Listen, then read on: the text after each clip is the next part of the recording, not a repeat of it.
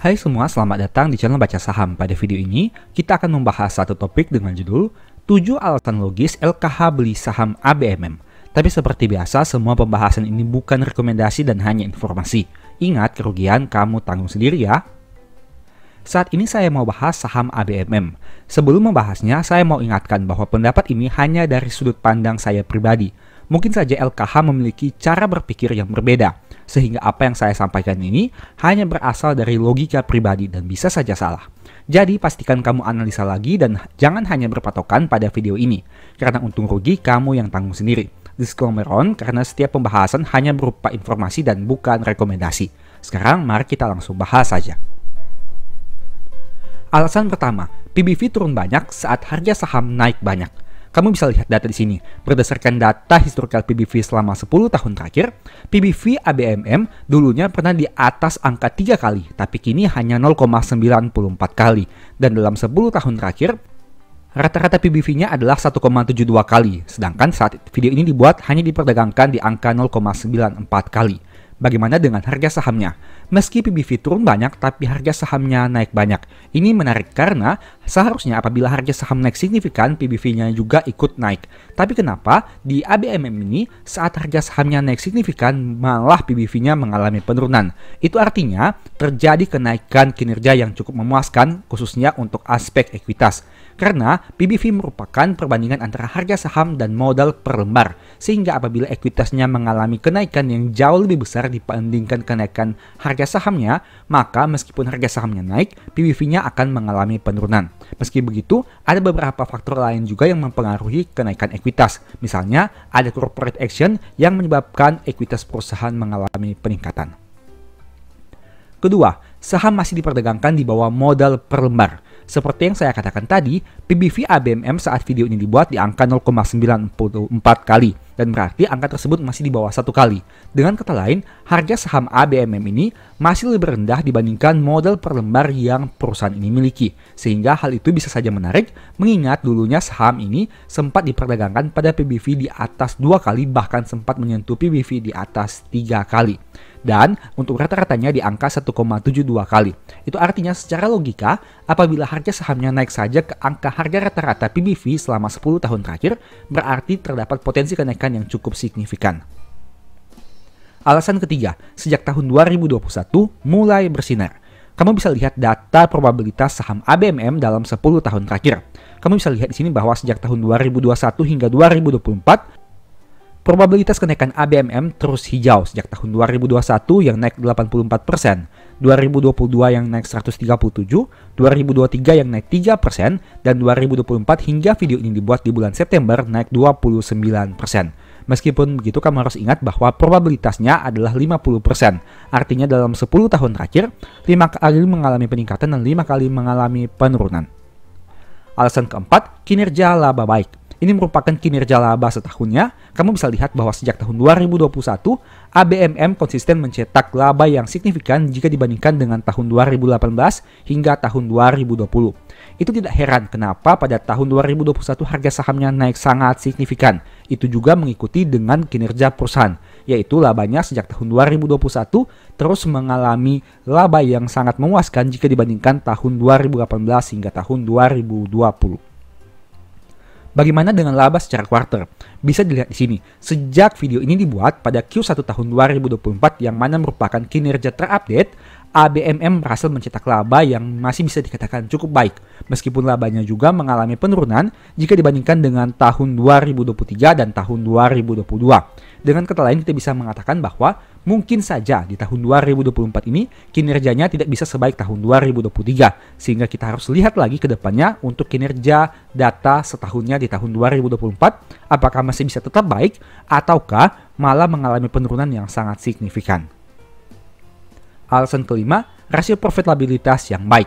Saat video ini dibuat, NPM-nya berada di angka 18,69% dan net income-nya turun 49,4%. Ini menarik, karena meskipun net income-nya turun cukup signifikan, tapi net profit margin-nya masih bisa dikatakan baik dengan angka di atas 15%.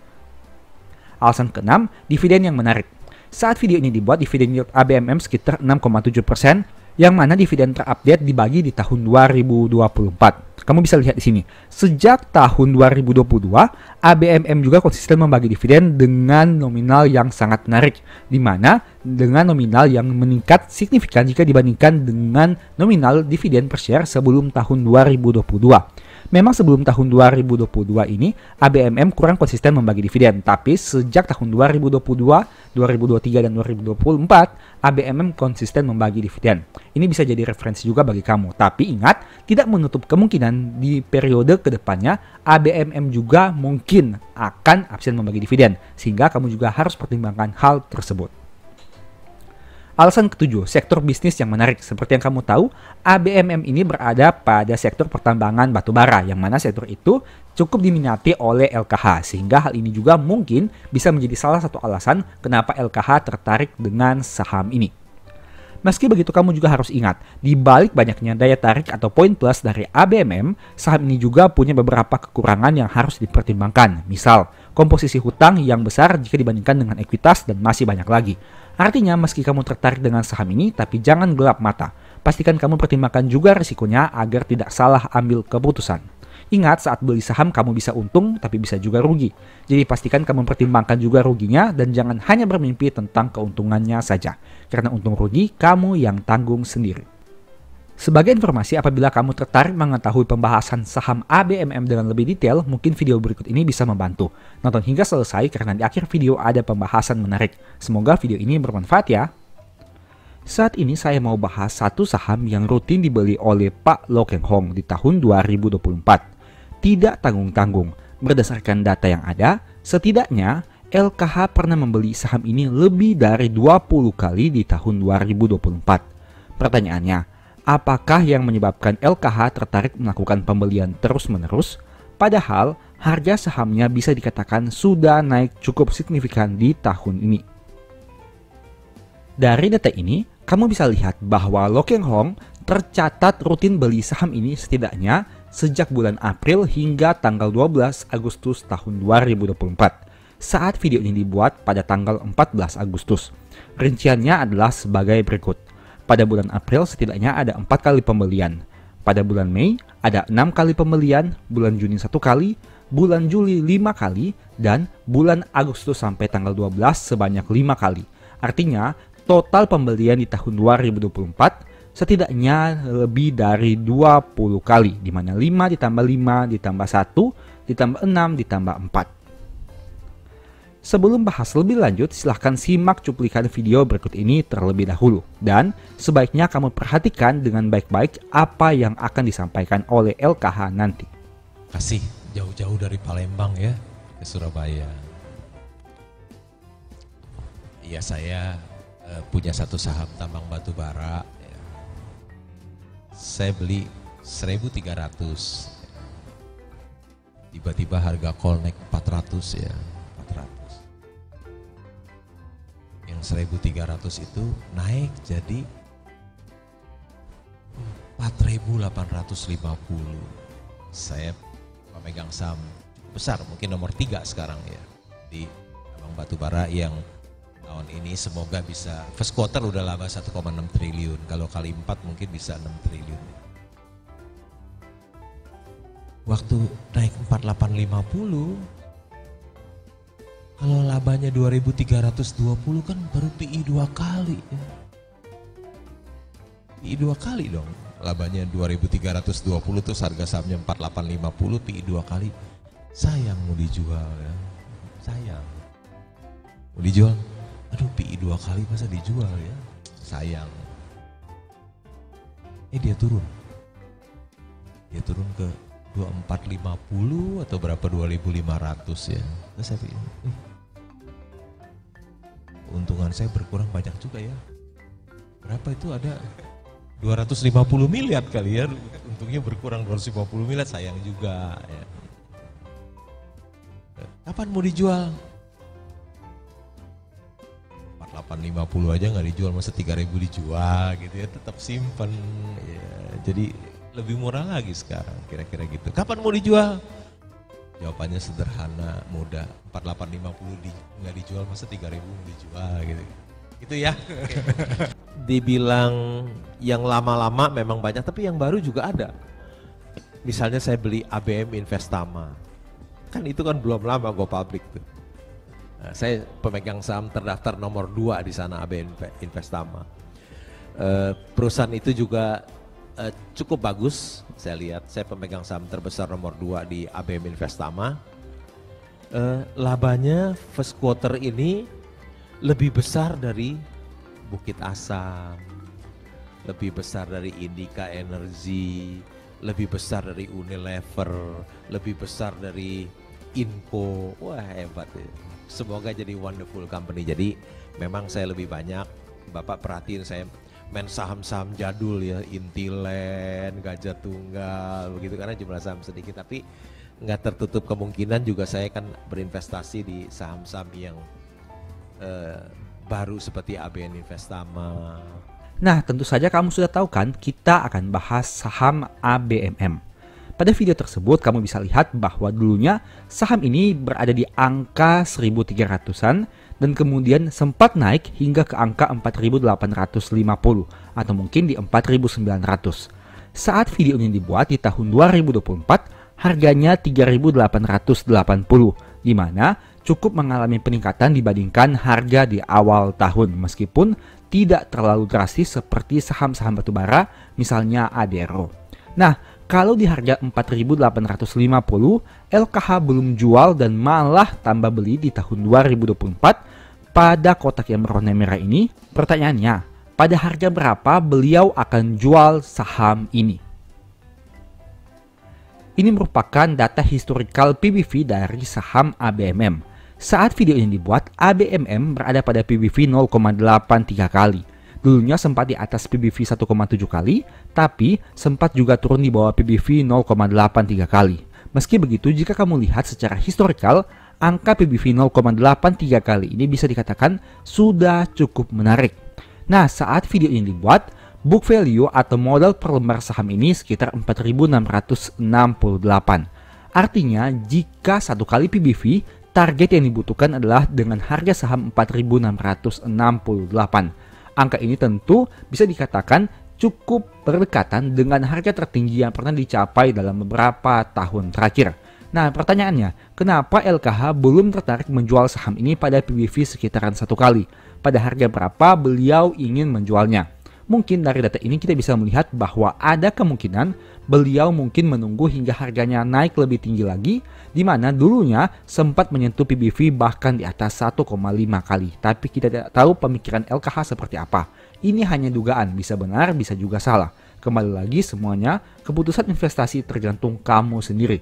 Jangan ikut-ikutan orang, karena rugi kamu tanggung sendiri, untung juga kamu nikmati sendiri. LKH menjadi pemegang saham ketiga terbesar di perusahaan ini. Kamu bisa lihat, dengan porsi kepemilikan sebanyak 5,12%, di atas LKH ada kepemilikan 25,5% dan kepemilikan mayoritas 53,5%. Dengan harga saham 3.880 dan dikali dengan lembar saham yang dimiliki, setidaknya dana LKH ada sekitar 547 miliar di saham ini, nominal yang sangat luar biasa besar, khususnya bagi kita yang hanya recehan ini. Nah, kemudian kita bahas dari aspek dividennya. Kamu tentu tahu bahwa pada tahun 2024 ABMM membagi dividen dengan dividen per share yang cukup menarik. Meskipun angka itu lebih rendah dibandingkan tahun 2023, tapi masih lebih tinggi dibandingkan tahun 2022. Nah, dengan dividen per share 295 dan dikali dengan lembar saham yang dimiliki, itu artinya setidaknya LKH memperoleh dividen sekitaran 40 miliar dari saham ABMM. Bayangkan, hanya dari dividen saja sudah bermiliar-miliar yang diterima oleh LKH. Nah, sekilas kita lihat tentang kinerja per quarter dari saham ABMM ini. Ini merupakan data sejak tahun 2022 hingga Q1 tahun 2024. Bisa kamu lihat bahwa kinerja saham ABMM ini dari aspek laba ruginya bisa dikatakan cukup fluktuatif, di mana pada Q4 tahun 2022 mencetak 1,7 triliun, naik menjadi 1,79 triliun, turun menjadi 1,4, turun menjadi 725 miliar, naik menjadi 949 miliar, dan turun lagi menjadi 803 miliar di Q1 tahun 2024. Apabila dibandingkan dengan data Q1 tahun 2023, itu artinya secara laba rugi sebenarnya ABMM masih mengalami penurunan kinerja. Begitu juga dengan kita membandingkan Q4 tahun 2022 dengan Q4 tahun 2023. Nah, pertanyaannya, kenapa saat kinerja menurun LKH malah melakukan pembelian yang cukup rutin di saham ini pada tahun 2024? Apakah ada peluang yang dilihat oleh LKH di saham ABMM ini? Mengingat dari PBV sebenarnya bisa dikatakan tidak terlalu murah juga dengan angka 0,83 kali. Mengingat biasanya LKH membeli saham-saham dengan PBV cenderung di bawah 0,7 kali. Sebagai informasi, belum lama ini saya juga sudah sempat membahas saham ABMM. Apabila kamu tertarik untuk tahu lebih lanjut, silahkan nonton video berikut ini. Nah, saat ini kita akan membahas saham ABMM atau ABM Investama. Kamu bisa baca berdasarkan beberapa artikel yang saya tampilkan ini, di mana dicantumkan bahwa Lo Keng Hong melakukan pembelian saham ABMM dengan nominal yang sangat fantastis. Nah, ini merupakan detail dari pembelian Lo Keng Hong di saham ini. Kamu bisa lihat, sejak bulan April sampai bulan Juli setidaknya saat video ini dibuat, Lo Keng Hong terus melakukan pembelian dari waktu ke waktu. Contohnya seperti tanggal 2 April, 3 April, 5 April, 30 April, 6 Mei, 7 Mei, 15 Mei, 17 Mei, 20 Mei, 21 Mei, 14 Juni, 15 Juli, 16 Juli, 26 Juli, dan yang terakhir adalah 29 Juli tahun 2024. Kamu bisa lihat jumlah kepemilikan Lo Keng Hong atas saham ini sekitar 140-an juta dan kepemilikannya memiliki persentase 5,1%. Bagi kamu yang belum tahu, ABM Investama merupakan sebuah perusahaan pertambangan batubara yang berkantor pusat di Jakarta. Selain di bidang batubara, perusahaan juga berbisnis di bidang logistik, rekayasa peralatan, penjualan bahan bakar dan pelumas, serta pembangkitan listrik. Ini merupakan data yang akan ditampilkan apabila kamu mencari di Google terkait profil dari ABM Investama itu sendiri. Nah, sebenarnya ABM Investama itu mulai ada pada bulan Agustus tahun 2009 dengan detail sebagai berikut. Pada bulan Agustus, PT Tiara Marga Trakindo mengakuisisi PT Adiratna Bani Makmur dan mengubah namanya menjadi ABM Investama. Pada waktu inilah mulai dikenal dengan nama ABM Investama. Tapi sebenarnya perusahaan sudah menjalankan usahanya sebelum tahun 2009. Kamu bisa cross-check di website perusahaan untuk melihat detail dari sejarah perusahaan ini. Sekarang kita lihat terkait kinerjanya. Selama tahun 2024, harga saham ABMM sudah naik 8,91% menjadi 3.790 saat video ini dibuat. Kenaikan yang bisa dikatakan cukup memuaskan meskipun tidak sefantastis saham-saham batubara seperti ADRO contohnya. Sekarang kita lihat untuk historikal harga sahamnya selama 10 tahun terakhir. Kamu bisa lihat bahwa ABMM ini ternyata pernah berada pada harga di bawah Rp1.000 pada sekitaran tahun 2021 ke tahun 2022. Tapi pernah juga naik yang sangat signifikan bahkan hingga melebihi angka 4.000 pada sekitar tahun 2022 ke tahun 2023. Itu artinya kamu bisa lihat bahwa ABMM ini memiliki range harga saham yang cukup fluktuatif dari angka di bawah 1.000 hingga angka di atas Rp4.000. Dan saat video ini dibuat dengan angka 3.790 hampir mendekati angka tertinggi yang pernah dia capai. Kita bandingkan dengan historical PBV-nya. Nah, ternyata bertolak belakang. Historical PBV-nya mengalami penurunan dalam 10 tahun terakhir. Dulunya pernah di angka PBV di atas sekitaran 3,3 kali, tapi kini hanya di PBV 0,81 kali. Bahkan jika kamu lihat, angka PBV 0,81 kali ini hampir mendekati angka PBV terendah sekitaran tahun 2021, di mana harga sahamnya mengalami penurunan yang sangat signifikan bahkan di bawah Rp1.000. Apakah ini merupakan suatu kesempatan dan hal yang menarik? Kenapa? Karena dengan angka PBV yang hampir sama antara tahun 2024 dan tahun 2021, harga sahamnya berbeda jauh, di mana pada tahun 2021 itu harga sahamnya di bawah Rp1.000, tapi kini 3.790. Itu artinya secara ekuitas sebenarnya ekuitas di tahun 2021 dan tahun 2024 ini bisa dikatakan memiliki valuasi PBV yang sama. Karena angka PBV-nya tidak berbeda terlalu jauh, yaitu di bawah 1 kali. Sekarang kita lihat dari aspek probabilitasnya. Kamu bisa melihat terkait probabilitas ABMM selama 10 tahun terakhir. Sayangnya selama 10 tahun ini, probabilitas totalnya hanya 50%, artinya 5 kali naik, 5 kali turun. Tapi sejak tahun 2021 sampai tahun 2024, secara year to date, saham ini cukup fantastis, di mana pernah naik hingga 84%, 137%, 3%, dan kini 11% hingga video ini dibuat. Tapi ingat, untuk data tahun 2024 belum final, karena kita harus menunggu hingga tanggal 31 Desember 2024. Kita lihat untuk secara bulanannya. Ternyata secara probabilitas saham ini cenderung sering turun di bulan Januari karena memiliki probabilitas kenaikan yang sangat rendah. Hanya 2 kali saja dari 10 kali probabilitas. Selain itu ada juga di bulan November dengan angka probabilitas 22%. Diikuti bulan Agustus, bulan Oktober, dan juga bulan Juni. Nah, kita akan memasuki bulan Agustus, yang artinya ABMM ini memiliki probabilitas penurunan yang cukup besar meskipun tidak terlalu signifikan jika dibandingkan dengan bulan Januari dan bulan November. Sehingga hal ini juga dapat kamu pertimbangkan sebelum mengambil keputusan. Kita bahas sekarang terkait dividennya. Ternyata ABMM ini cukup konsisten membagi dividen dalam 3 tahun terakhir, yaitu pada tahun 2022, 2023, dan 2024. Tapi sebelum tahun 2022, sebenarnya saham ini tidak konsisten membagi dividen. Karena berdasarkan data yang saya dapatkan ini, hanya pernah membagi di tahun 2020, 2019, 2014, dan 2013. Kita tidak tahu tahun di bawah 2013 apakah saham ini pernah membagi dividen atau tidak. Yang jelas setidaknya dari tahun 2013 sampai tahun 2024 inilah datanya. Dan jika kita bandingkan harga saham 3.790 dengan dividen per share-nya di tahun 2024 yaitu 295 akan diperoleh yield sekitar 7,7% untuk dividen yield-nya. Pertanyaannya, apakah angka ini menarik bagi kamu atau tidak? Tentu kamu harus bandingkan dengan perusahaan-perusahaan tambang batubara yang lain yang memiliki kinerja keuangan yang bisa dikatakan sama atau bahkan lebih tinggi. Apakah yield 7,7% ini menarik atau tidak? Mengingat ada beberapa perusahaan tambang raksasa yang membagi dividen dengan yield di atas 10%. Sekarang kita lihat terkait historikal dari pendapatan dan laba bersih perusahaan.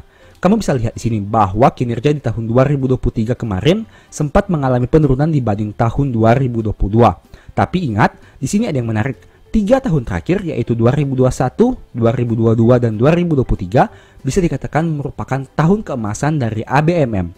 Karena laba yang dihasilkan sangat besar jika dibandingkan dengan tahun 2012 hingga tahun 2020.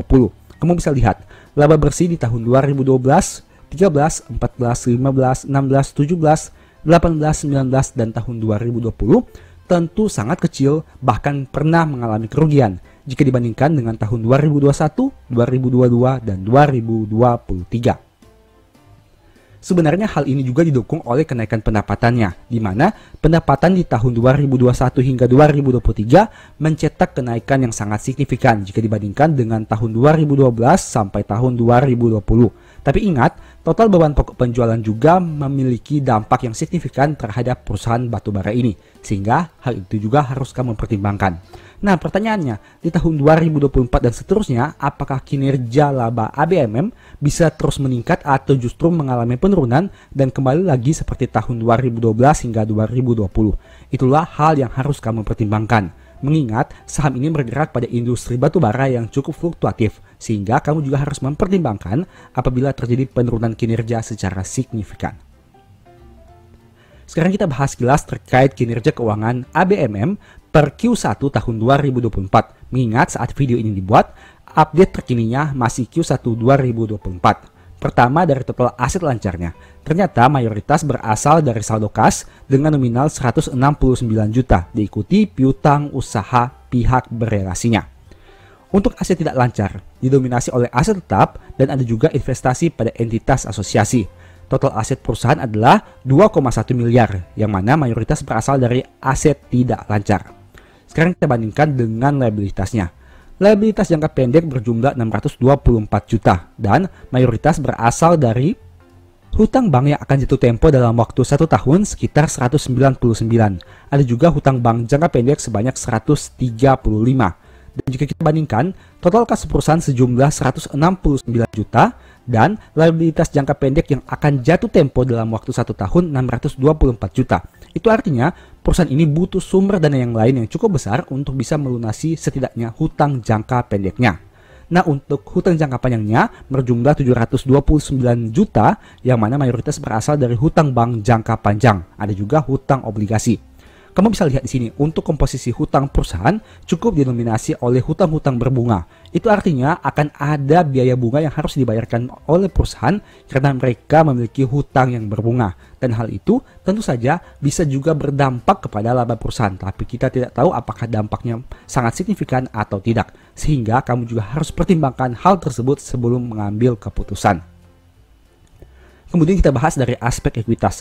Ekuitas perusahaan berjumlah sekitaran 800 juta. Dan jika dibandingkan dengan total liabilitasnya yang mencapai 1,3 M, itu artinya perusahaan ini memiliki DER di atas 100%. Yang berarti hutangnya lebih besar dari ekuitas. Sehingga hal itu juga harus kamu pertimbangkan.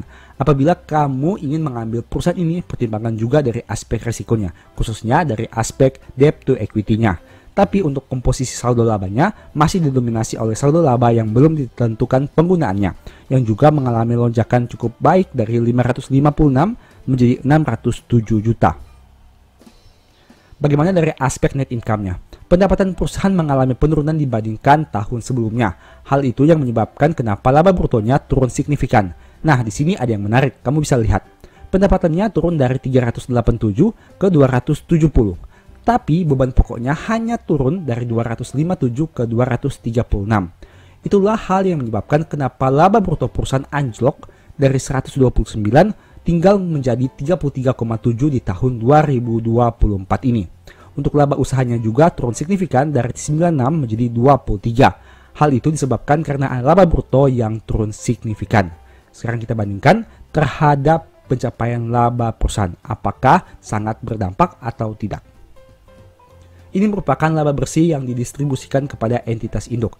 Ternyata penurunan pendapatan dan sedikitnya penurunan beban pokok pendapatan menyebabkan laba periode berjalan turun signifikan.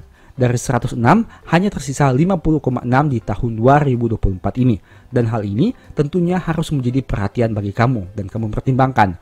Apabila ingin membeli saham ini atau tertarik dengan saham ABMM, kamu juga harus pertimbangkan aspek-aspek yang saya bahas pada video kali ini. Sebagai informasi, apabila kamu mau belajar tentang analisa fundamental lebih detail, mungkin ebook The Stock Market bisa membantu. Detail ebooknya bisa kamu baca pada gambar di bawah ini, dan info pembelian silahkan cek di nomor WA di akhir video. Pada video-video sebelumnya juga saya sudah sempat buat video yang membahas tentang beberapa tips memilih dan menganalisa saham. Apabila kamu ingin belajar lebih lagi, silahkan nonton video berikut ini. 5 cara pilih saham bagus. Sederhana, cepat, logis, mudah, dan menghasilkan cuan. Tapi seperti biasa, semua pembahasan ini bukan rekomendasi dan hanya informasi. Ingat, kerugian kamu tanggung sendiri ya. Kita langsung masuk saja. Kriteria pertama adalah rasio ROE dan NPM di atas 15%. Ini merupakan dua perbandingan saham yang saya ambil, yaitu BBCA dan BBKP. Bisa teman-teman lihat di sini, angka rasio NPM BBCA adalah 43%, sedangkan BBKP adalah minus 111%. Untuk ROE, BCA memiliki ROE 21% dan BBKP memiliki ROE minus 33%. Nah, secara sekilas, dari dua perbandingan ini saja, apakah kamu mengetahui saham mana yang lebih bagus? Ya, tentu saja BBCA, karena memiliki NPM dan ROE di atas 15%. Penjelasan singkatnya adalah seperti ini. Untuk ROE merupakan perbandingan dari net income dibagi total modalnya.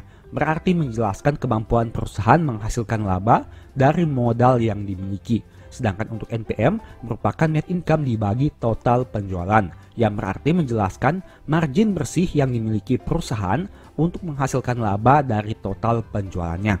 Nah, BBCA memiliki ekuitas dan penjualan yang lebih besar dari BBKP, tapi mampu menghasilkan ROE dan NPM yang lebih besar. Menarik bukan? Kenapa? Karena meskipun secara nominal BBCA memiliki ekuitas dan penjualan yang lebih besar, mereka masih mampu menghasilkan rasio keuangan yang lebih besar juga. Idealnya jika teman-teman berpikir secara logis, semakin besar nominal suatu angka, maka seharusnya semakin kecil persentase yang bisa mereka hasilkan. Tapi di sini BBCA menjelaskan bahwa mereka memiliki kinerja yang menarik terkait aspek ROE dan NPM-nya.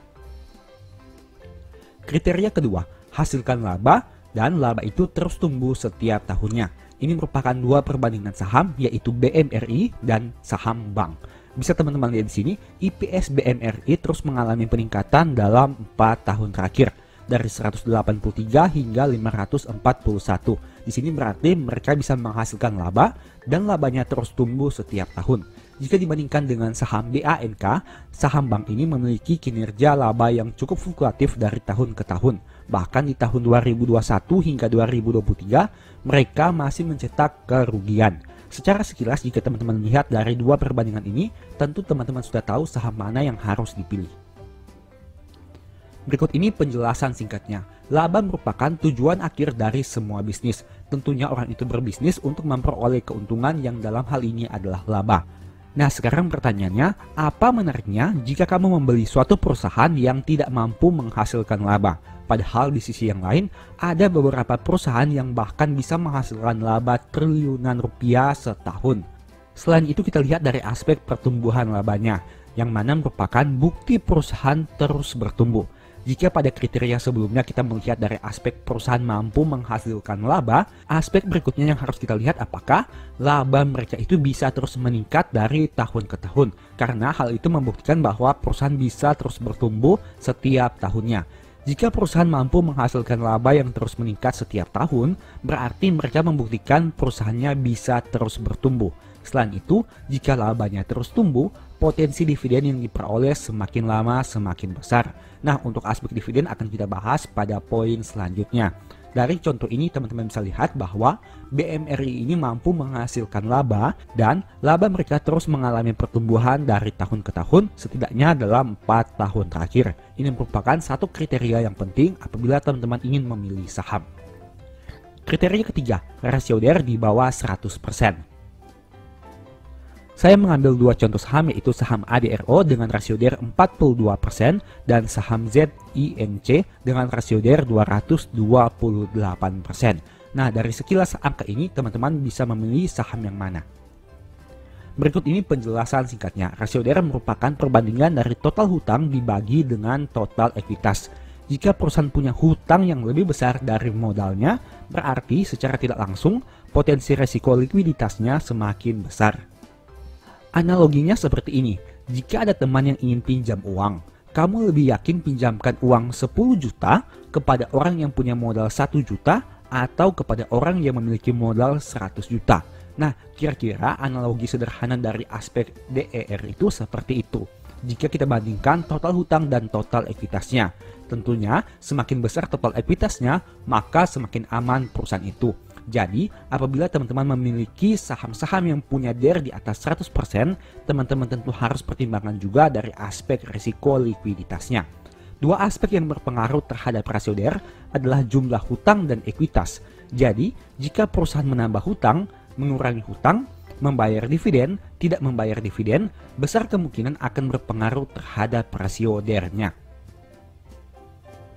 Teman-teman bisa lihat bahwa apabila perusahaan menambah atau mengurangi hutang, maka aspek total hutangnya akan mengalami perubahan. Sebaliknya, jika perusahaan membayar dividen ataupun tidak membayar dividen, total ekuitasnya juga akan berpengaruh. Sehingga dua aspek tersebut tentu akan berkaitan terhadap rasio DER secara keseluruhan. Kriteria keempat, rutin bagi dividen setiap tahun dengan yield yang menarik. Ini merupakan perbandingan dua saham ASII dan saham BHIT. Bisa teman-teman lihat di sini bahwa saham ASII ini konsisten membagi dividen 2 kali dalam 1 tahun, setidaknya dalam beberapa tahun terakhir. Sebaliknya saham BHIT ini tidak pernah membagi dividen setidaknya sejak tahun 2017. Berikut ini penjelasan singkatnya. Dividen merupakan bukti laba perusahaan itu real. Dividen merupakan uang gratis yang diterima investor dari laba yang diperoleh perusahaan. Perusahaan yang baik menurut saya adalah perusahaan yang selalu bagi dividen kepada pemegang sahamnya sesuai dengan proporsi laba yang dicapai. Jangan sampai labanya besar, triliunan rupiah, tapi pemegang sahamnya tidak dapat apa-apa. Nah, untuk memperoleh capital gain terkadang butuh menunggu dan ada kalanya menunggu dengan jangka waktu yang cukup panjang. Jadi, dividen bisa menjadi uang tunggu saat kamu belum dapat capital gain. Nah, terkait dividen, ada dua aspek yang perlu teman-teman lihat. Yang pertama adalah perusahaan rutin membagi dividen setiap tahun. Dan yang kedua, yield dividen yang dibagikan menarik. Jadi, jika ada perusahaan yang rutin membagi dividen setiap tahun, tapi yieldnya sangat kecil yang hanya 0,1, 0,2, atau 0,5%, tentu saham itu tidak terlalu menarik. Tapi, jika ada perusahaan yang membagi dividen hanya satu kali setiap tahun secara konsisten dan mereka memiliki yield di atas 5%, tentu saham itu lebih menarik. Nah, kemudian kita lihat penjelasan terkait pertumbuhan dividen. Pertumbuhan dividen itu merupakan kebahagiaan pemegang saham. Carilah perusahaan yang dividennya rutin setiap tahun dan rutin juga bertumbuh setiap tahun. Agar dividen semakin besar di masa depan, tentu perusahaan juga harus mampu menghasilkan laba yang semakin besar. Jadi, dividen dan laba merupakan dua hal yang sangat berkaitan. Pemegang saham bisa menjadi financial freedom di masa depan apabila dividen yang dibagi terus meningkat setiap tahun dan sampai di suatu titik di mana dividen yang dibagi bisa memenuhi kebutuhan hidup pemegang sahamnya. Itu merupakan salah satu ciri saham yang sangat baik untuk dipegang dalam jangka panjang karena menghasilkan capital gain tapi juga membagi dividen yang terus meningkat setiap tahunnya. Kriteria kelima, PBV masih wajar dan historikalnya masih aman. PBV merupakan perbandingan dari harga saham dibagi modal buku per lembar saham. Rasio keuangan ini memperlihatkan seberapa wajar harga saham itu dijual. Analogi sederhananya seperti ini. Apakah kamu mau membeli satu iPhone 15 yang dijual dengan harga 100 juta? Sebaliknya, bagaimana jika HP tersebut dijual dengan harga 10 juta rupiah saja? Tentunya akan sangat menarik. Nah, PBV ini tidak menjadi satu-satunya faktor penentu bagus tidaknya suatu saham. Tapi, dengan metode valuasi sederhana ini, membuat kamu bisa berpikir dengan waras tentang harga saham yang ditawarkan. Apakah harga sahamnya sudah sangat mahal dan tidak masuk akal? Atau apakah harga sahamnya sangat murah dan juga sudah tidak masuk akal? Kemudian kita lihat dari aspek historical PBV-nya. Historical PBV merupakan rata-rata PBV yang dihargai pasar. Ada beberapa saham tertentu yang PBV-nya selalu di atas satu kali karena memang spesial. Contohnya seperti BBCA. Ada juga saham tertentu yang PBV-nya selalu di bawah satu kali karena biasa saja atau tidak ada yang spesial. Itu biasanya saham-saham yang memiliki market cap cukup kecil ataupun saham-saham yang cenderung kinerjanya fluktuatif.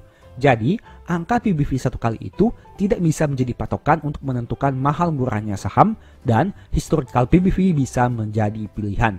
Nah, jika teman-teman ingin membeli BBCA dengan PBV di bawah satu kali, tentu teman-teman tidak akan pernah membeli saham tersebut. Karena pada kenyataannya, saham BBCA selalu diperdagangkan di atas PBV satu kali. Historical PBV bisa menjadi salah satu patokan untuk menentukan harga beli dan jual suatu saham. Metode ini sederhana, tapi bisa dikatakan cukup powerful. Sebagai penutup, 5 kriteria yang dibahas tadi merupakan beberapa poin penting yang sebaiknya kamu pertimbangkan sebelum membeli saham. Kriteria tersebut memang tidak menjamin saham kamu pasti bagus dan tidak juga menjamin kamu pasti untung.